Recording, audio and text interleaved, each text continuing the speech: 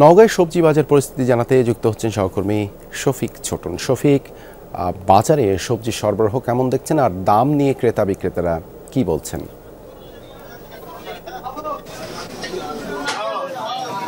শ্রীলঙ্কা আবারও রপ্তানিতে শীর্ষে।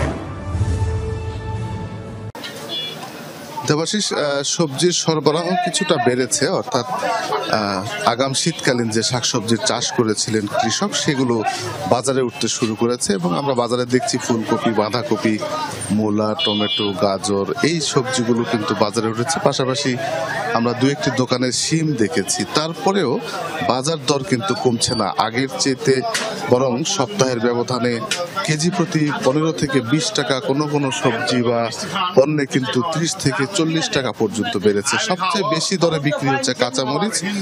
গত সপ্তাহে বিক্রি হচ্ছে 210 টাকা কেজি দরে, আজকেও কিন্তু 220 থেকে 230 টাকা কেজি দরে বিক্রি হচ্ছে।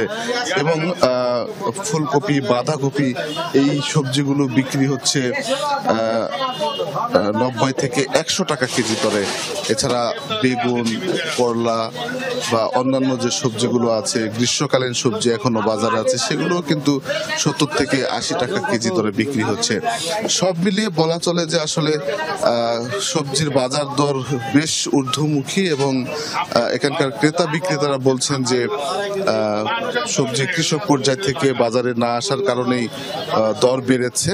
এতে করে যারা ভোক্তা আছেন বা যারা কিনতে আসছেন তারা কিন্তু বেশ বেকায়দায় পড়ছেন এবং অনেকেই হিমশিম খাচ্ছেন, এমনটি কিন্তু অবস্থা।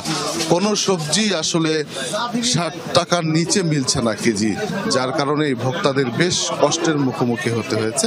এই অবস্থা আরো বেশ কিছুদিন থাকবে, এমনটি কিন্তু পাইকারি ব্যবসায়ী এবং খুচরা ব্যবসায়ীরা বলছেন। কেননা তারা বলছেন কিছুদিন আগে যে বৃষ্টি হয়েছে সেই বৃষ্টির কারণে সবজির ক্ষেত নষ্ট হয়ে গেছে, এই কারণে আসলে কিছুটা সংকটের মুখে পড়তে হয়েছে। দেবাশিস, ধন্যবাদ ছোটন যুক্ত হবার জন্য।